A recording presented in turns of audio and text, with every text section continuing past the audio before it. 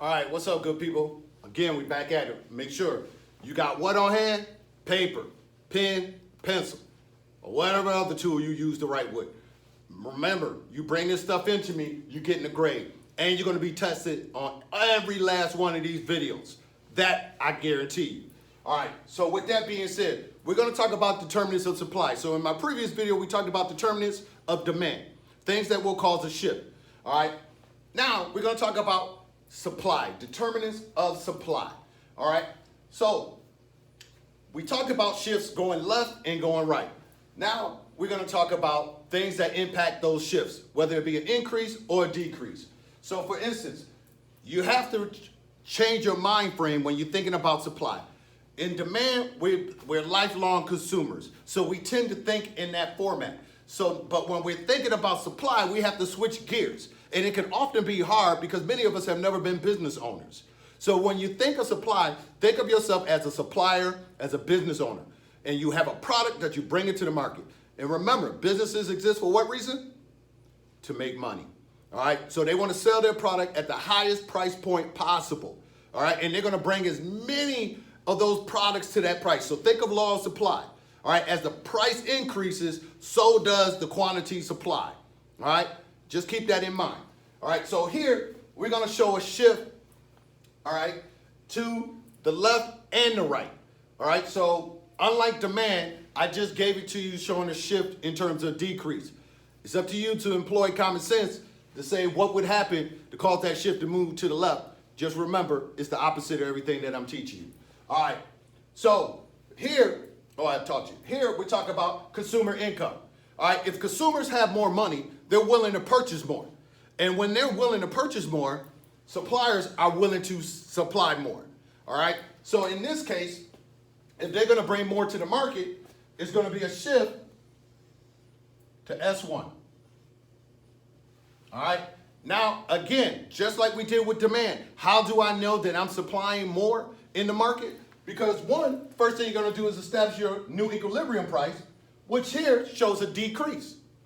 Now, you look at your original S and you see that it's at 35, and you look at your new S and you see it's at 37. So you know from looking at these corresponding numbers that 35 to 37 is an increase. All right, so we have a shift. So we see that consumer income, all right, has caused supply to move to the right.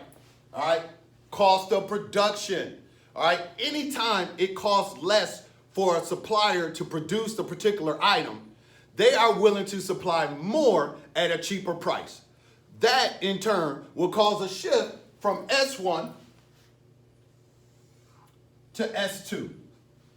All right, remember, establish our equilibrium because the cost of those resources have gone down. So for instance, Mr. Riley Supply economic books.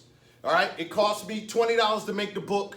All right, and the additional cost may be having the pages put inside of this cover. So what ends up happening is that the people who do that, they say, we're going to reduce the cost, Mr. Wright, where we normally charge you $10 down to $2. Now, what that's going to allow me to do is drop my $20 book and say, wow, I can sell more if I lower my price. So now what I'll be willing to do is that I'm willing to supply more at a lower price point. All right, that's going to cause a shift to the right. All right, next one, technology. All right, so again, as I mentioned in demand, technology is always thought as a good thing. It's always going to help in most cases unless it breaks. All right, but in this case, it's working, it's operational, it's going to be good for business. So anytime new technology is implemented and it causes the production to increase and to become more efficient, businesses are going to produce more and sell at a lower price point, which is going to cause a shift to the right. All right, so keep that in mind. Okay, expectations. So just like we as consumers respond in the market to expectation, so do business owners. So business owners are constantly looking at a forecast and say, okay, here's my next product. How likely are people willing to purchase this product, and how much of this product should I supply in the market?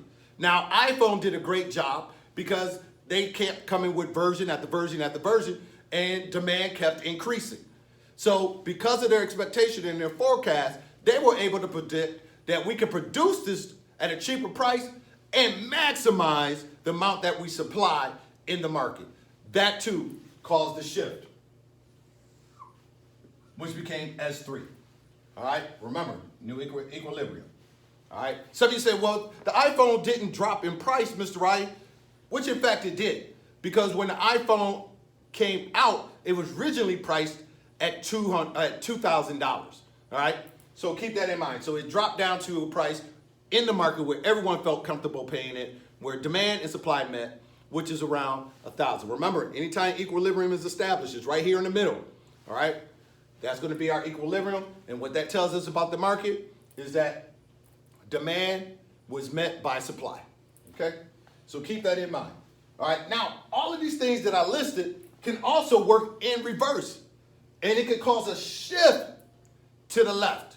So for instance, lack of resources. So now what ends up happening is that this same book, all right, my supplier, all right, he's run out of these book covers. So now he tells me, hey, look, I have a limited supply of book covers, so I'm gonna have to increase the price.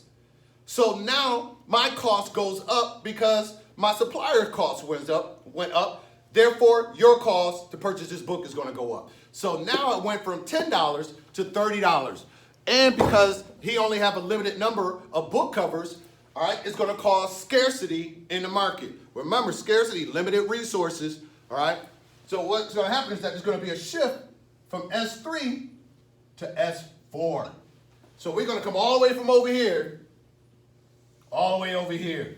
And now I have a new equilibrium. And if you look here at S4, at S3, I was supplying 45. Now you look over here at S4, I'm only able to supply 15. All right? And something else has happened to price. If you look at price, you see that my price has done what? My price has gone up. So my supply has gone down, and my price has increased. All right? Now, another thing that could cause that to happen as well could be technology. Technology will also cause an increase, but as well a decrease. Now think about it, McDonald's. So what's always broken down at McDonald's? I'll wait. That's right, the ice cream machine. All right, so now the ice cream machine is broken.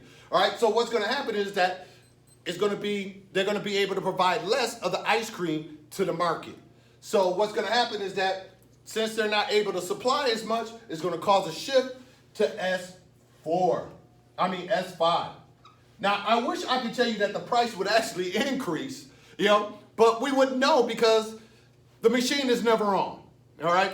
So, but one thing for sure that we know is impacted is that the supply, the amount they're bringing to the market, is either low or non-existent, all right? So technology will always impact your business either good or negatively, all right? So just keep that in mind. Stay tuned for following videos. And also a word from Mr. Riley, I'm gonna have a short video out there explaining to you guys exactly what's going on during this coronavirus and what the expectation is for you as we start to move forward. The bottom line is Georgia Milestone next month in April, and I wanna make sure that even though you're not here, you're prepared, all right? So Mr. Riley's gonna do his part, I just need you to do yours. If you have any questions, I'm going to go ahead and set up some Skype hours so that you can actually be online and have the opportunity to Skype with me and ask any questions related to instruction, homework, or anything of that nature. With that being said, Mr. Riley signing out.